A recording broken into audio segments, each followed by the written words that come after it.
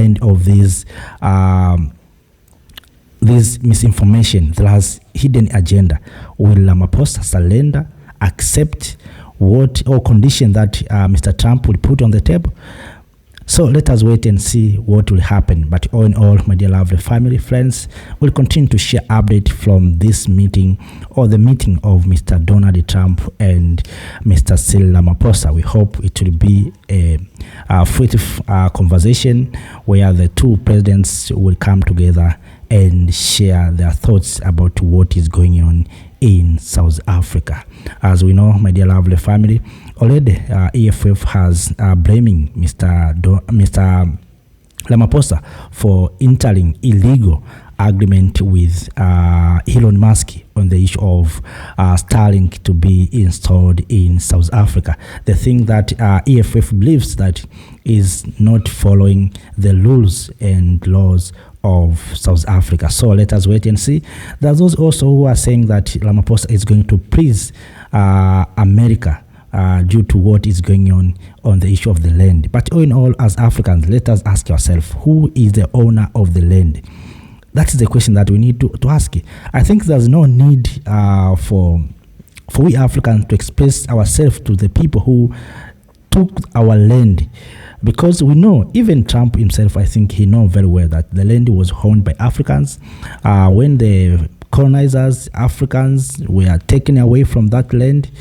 But right now, the grandchildren of our ancestors are saying this was our land.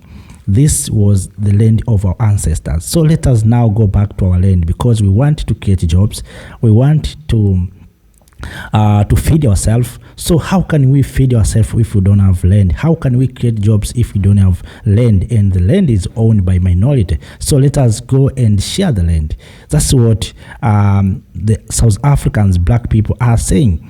But in other parts, people are saying different stories. They're saying there's white genocide, South African white farmers, their land are being taken. But is it true the land is owned by white farmers, or this is a land that was taken from us by force? I think if there's something that we need to make clear as Africans, is the issue of the land, that the land is owned by Africans. That's why you cannot go to China and say, this is my land, this is the land of Africans. No, you cannot go and say like that. You cannot go to Europe and say this is the land of African ancestors. No, Europeans, and that's why when Europeans came to Africa, colonized us, after colonialism, they went back home. You see? Even those whites who came to Africa, who died in Africa, their bodies was taken to Europe, many of them. So why? Because that is the land of the ancestors. The same to Africans. This is our land. This is the land of our ancestors. So we need to speak the truth, to speak loudly without fear of anyone. And if we remove fear, I hope will be respected and the truth will prevail. We wish Africans to come together to speak with one voice, because this is not about Ramaphosa himself. This is about the issue of Africa. So because of division, that's why we see Ramaphosa himself is decided to go. But if it is a united Africa, it is better to come together and to speak as Africa, that the land of Africa is the land of our ancestors. Those who came to colonize us, they take even our artifact. Right now, as I speak to you now, some of parts of our ancestors are still remaining in the museum in Europe. It is ours. We have seen our minerals being taken from our continent. People claiming that those are their minerals, but the truth is that that is our minerals. So as Africans, I think we need to see what we can do to be respected and to restore our dignity, because if we don't do so, we'll continue to be disrespected. Family, friends, fellow Africans, if you have anything to share with us, please do so through the comment section. I wish to hear also from you. What do you think about this meeting between Mr. Donald Trump and Ramaphosa? What is your perspective? Do you think that Ramaphosa is going to tell Mr. Trump the truth? And will Trump accept the truth? Or there has hidden agenda in this matter?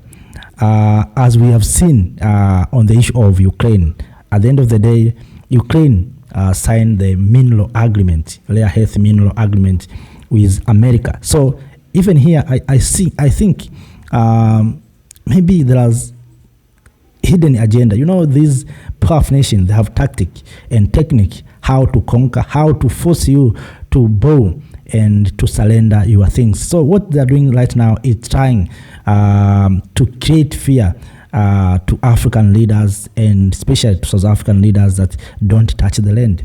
If you touch the land, you are going to be to get consequences. And you remember, even in Mugabe, they did the same to Mugabe. When Mugabe touched the land, you remember what happened. Until today, some people and Zimbabwe is under sanctions. So you can see how these powerful nations are doing. The land was ours, but when Mugabe said, "I'm going to take back my land," all of us will remember what happened. What happened to Gaddafi? What happened to many leaders who said, this is our resources, or this is ours? You remember the assassination of Patrice Emery Lumumba, a speech that he provided on front of Belgium King, when he said, "We are no longer going to bow to anyone. We are going to take control of our minerals." Next, what happened to him was assassination. So I think those are things that are being used to undermine and to make fear among African leaders.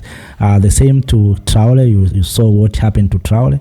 I think as Africans, we need to come together to understand the real situation and to support one another, because, as I said, Ramaphosa himself, without our support, is going to do nothing, because he needs our support.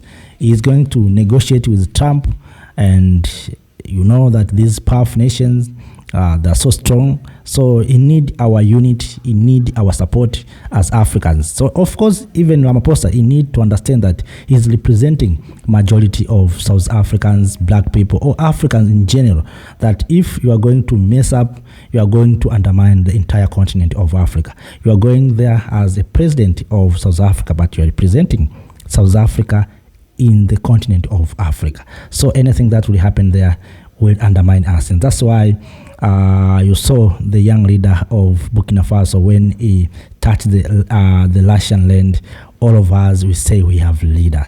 We have a brave man. We have young people who can take the lead of this continent. So Mr. Ramaphosa, we hope he will represent well, and he will confront Trump at any condition without fear of anything, because South Africa is a big nation, is a powerful nation in the continent of Africa, and must be respected. Up to that, my dear lovely family, have no more to add. I'm waiting to hear from you. Thank you. Thank you, Africa, Mama Africa. Oh, yeah. You make African great. Thank you, freedom. Thank you, Africa.